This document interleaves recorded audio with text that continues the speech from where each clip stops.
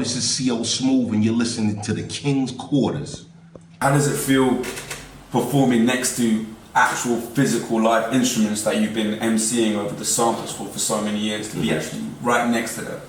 I think it's a different vibe. I think it brings everything to life that you've been doing for so long, and you get to have these individual instruments, and it's just a different projection of the music, of what you're hearing along with what I'm doing, and leading all these instruments like a horn, the projection of a horn section, a drum section, a background vocal, a bass player. All these things bring out all this different good music that we've been developing in the sample world, and then bringing it to life. It just makes the development in the music much more appreciative. Have you, because obviously, I want to come back to that in a second, but we've seen a couple of clips from last year's tour, the 25th anniversary of you and Pete Rock, and it's just like, you know, there was when you two got together, the energy just sparked that quickly from that small absence. So, wow, I mean, can you explain the emotions of being back on stage with Pete Rock last year? I think it's a blessing. I think anytime you're willing to do something that you love doing for so long, I mean, it's natural. It's like a fish to water. It's nothing that you have to do. It's nothing that you have to place yourself in. You just put yourself there and you play your position. And when you're used to playing a position for so long, it becomes natural. It becomes organic. So it's not hard. It's just about disciplining yourself and loving what you do. And do you think on the CO Smooth Live series we can possibly see a feature from Pete Rock? Anything is possible. I think what it is you have to put your mind geared towards wanting people to understand where your direction is going. And once people understand what direction you're going in, then it wouldn't be hard. I think you need a mind of a likeness to have these live instruments come to life and develop into something new. But right now, as vintage material, it's an honor to even go through a live show with live instruments. I mean, that's what musicians really do. That's what artists really do. That's what performers really do. They take these things that are common to them and comfortable to them, and then they take it out of a comfort zone and put it in another zone where it can be comfortable as well. But you have to be challenged. It's a challenge. And it's not going to be so comfortable from what you've been doing all your life to something new. So the development and having these instruments sound like the record, it takes a lot of time and a lot of practice and a lot of effort. Well, absolutely. I really do think it's a different experience. Like, I've seen maybe The Roots 3 or 4 times, and just that live band to add that guitar solo, that drum solo, there's like a little back and forth between two drummers. It's just very entertaining for the audience. There you go. It's entertaining, it's a different flavor, and you get to see how people appreciate the music more from a different angle of where you're coming from, with the same catalog and the same approach, but more open to where you're hearing these things in your face live.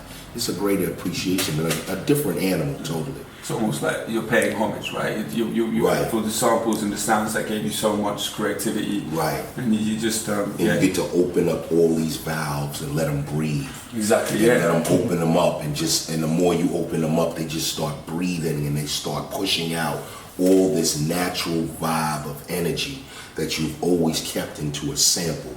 Is there an instrument that you play yourself? No, I've always studied the saxophone. Oh, cool. When I was growing up, but I've never given myself an opportunity to take it seriously.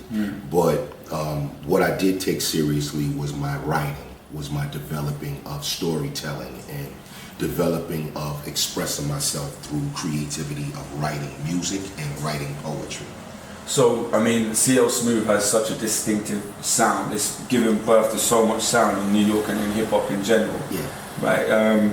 I mean, when you first met Pete Rock and you started working together, and it was a very young age, it was during school, right? Yeah, high school. High school.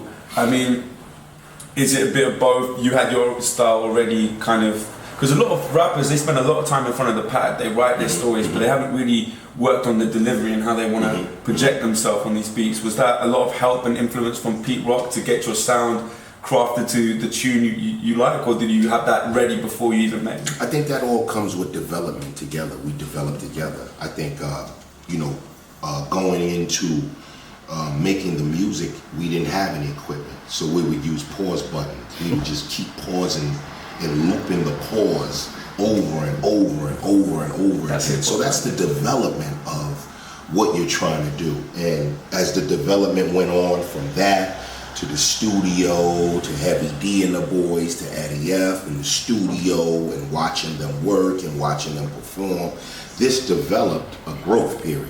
And the growth period developed us by the time that we got into a real legitimate studio, that we were prepared. You were ready? Yeah, we were ready. We already developed ourselves on our own. And then when we got into the professional realm of doing things, it was a natural progression that we picked up on rather quickly.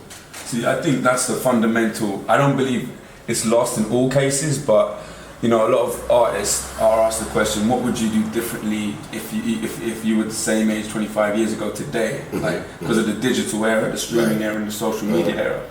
But personally, what you've described to me is where the foundation needs to start. You need to work on your craft, and when your opportunity comes into a studio, you're ready. You're ready. Yeah. So is there anything you would have done differently if you were coming out in this sort of age, 2017? I don't think so, because none of this would have materialized to be 25 years later. If I decide to change it and make it what it is today, it wouldn't be anything far remotely appreciated to be here. It's only here because of the development process that it took to make it, and coming from the stages and the era that it came from. It's more special now than it was then, and it's growing and it's developing and it's getting that high value of appreciation because of what era it came from and because how it transcends all other eras. The music doesn't die, it doesn't get old. It just develops and get classic, and it's like fine wine. It just develops and it gets better. So I wouldn't change anything, because today is a different time, and it might be everything is the now, and nothing is about growth and development. Everything is about instantaneous. Instead of baking it, it had to be baked. This had to be baked. This had to be made from scratch. Nowadays, it's just pop it in the microwave. It's already bought. It's already here. Let me just flip it like a pancake. So it's nothing made out of love. Just like when you eat food, the best food is made from love. The best music is made from love. The best parenting is made from love. So without that, it's kind of like, stale. Everything, it's not special because everybody's doing the same thing. They're flipping pancakes. They're doing the same thing, and I came from an era where you had to be different in order to stand out. Now you have to be the same and do the same thing that everybody else is doing, and I don't think that my craft would have survived in doing that. It was about standing out, not blending in. Do you think there's any current artists that are pushing the envelope, trying to be different, or being themselves, which is different, and not afraid to be different? Oh, I'm sure in every genre of music, there are artists that want to be different, sure, because you have to have a comparison. You have to have a comparison of one artist and the batch of people who are making the whole game. So you have some standouts that stand out, and then you have some that just blend in. But you need that in order to make a balance of the music and the balance of the culture of music and hip-hop. So, as you develop your projects, you've always said when you're writing music and making music as a hip-hop artist, it's a soundtrack of your life. Yeah. So how far are you on the soundtrack of another album between CL Smooth and Pete Rock? Well, we haven't begun yet because we're still going over the logistics of each other. When you haven't been around each other for a long time, it just takes a lot of time and a lot of development of understanding each other, because you're used to what you're used to and I'm used to what I'm used to. Now, if we're not taking the approach of you know, how we begun.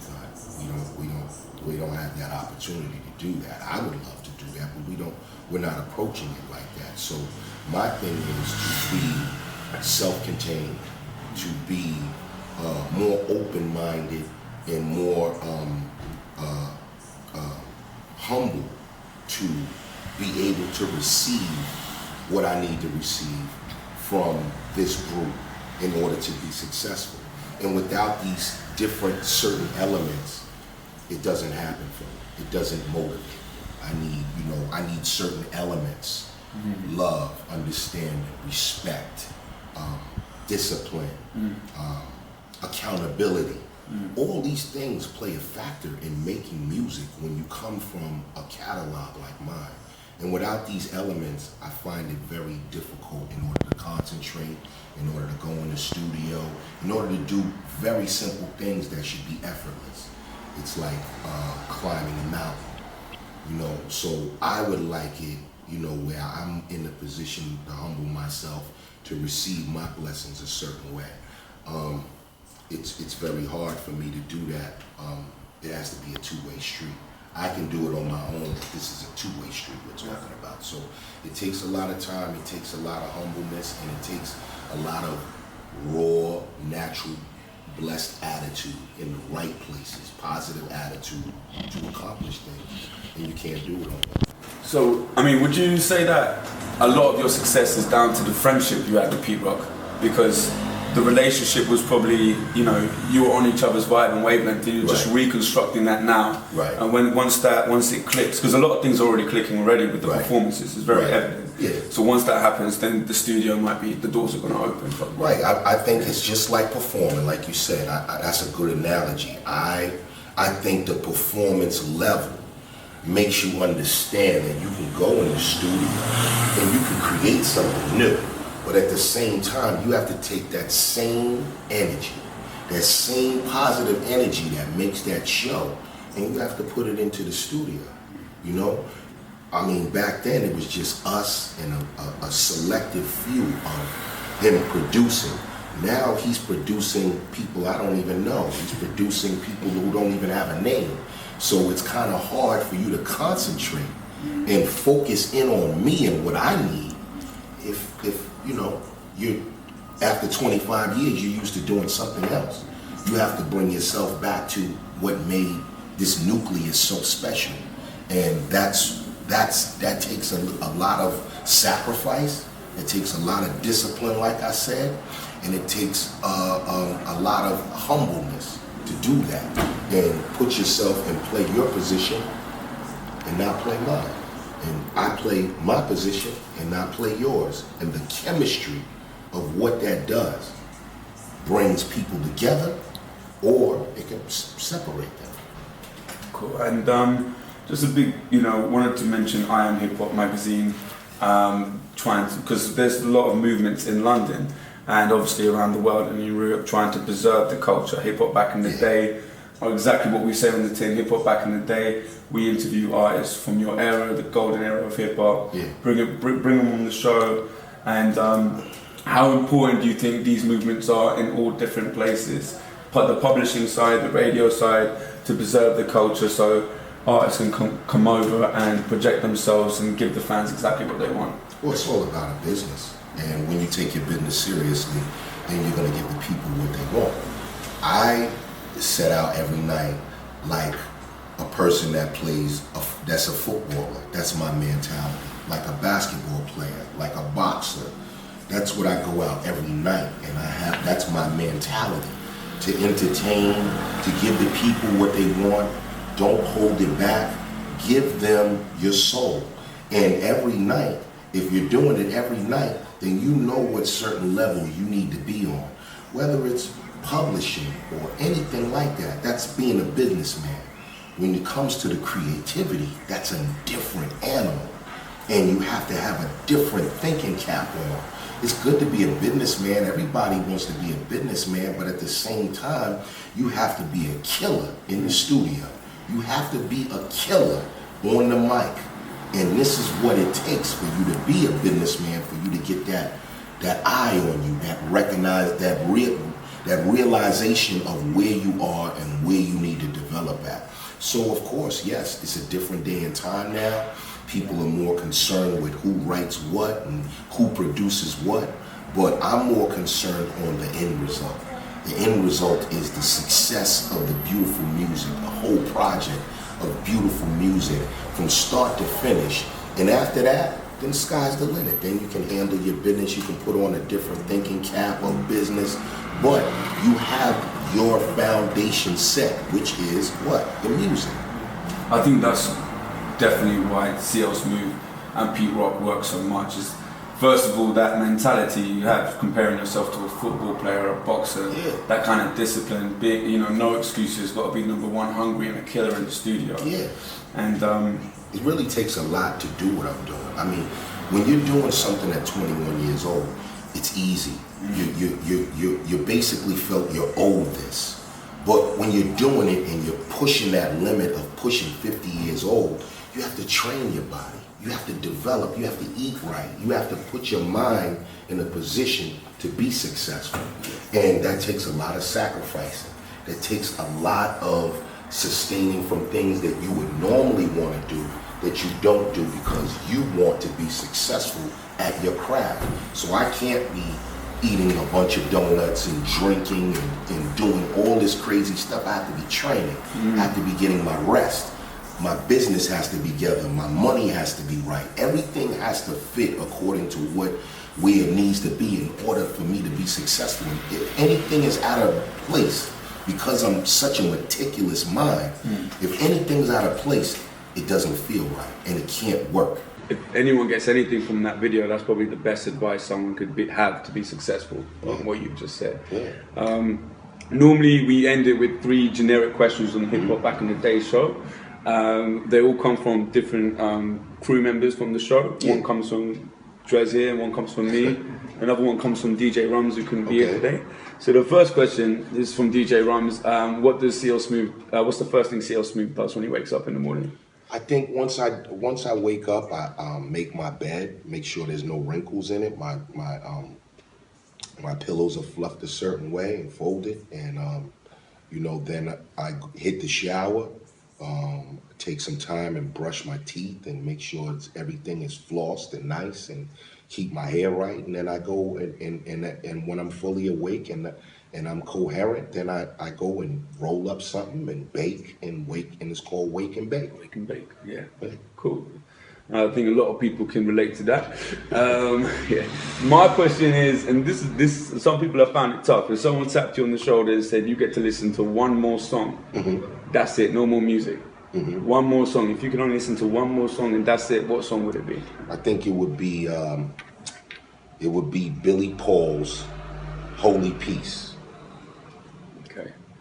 I wish I'm going to definitely look it up. Yeah. I'm not going to pretend. No, look it up. You don't have to pretend. Yeah, I'm giving you some knowledge. Yeah. So I'm not expecting you to know what I'm saying. You asked me a question. Yeah. I answered it. If you don't know it, that's fine. Yeah. That gives you an opportunity to research it, listen to it, and then come back to me and get that vibe. I'm definitely listening on the way home. And the third question comes from Drez. We kind of know half the answer, but if you were to form a hip-hop supergroup with 4 members, including yourself, who would the 3 other members be? I think it would be me, Nas, Eminem, and Kanye. Cool. Kanye on the production as well? Sure. Yeah. Whatever they want to do. Okay, so I want to let everyone know that we're excited to see you in London at the Garage October 15th. Tickets are going quick. Make sure you get onto Doctor's Orders website and buy the lot. It's been an absolute pleasure interviewing you this morning. Thank you very much. Thank you. IAmHipHop magazine, Hip Hop Back in the Day. Yo, what up? This is CL Smooth here, repping Hip Hop magazine, supporting independent media. Peace and love.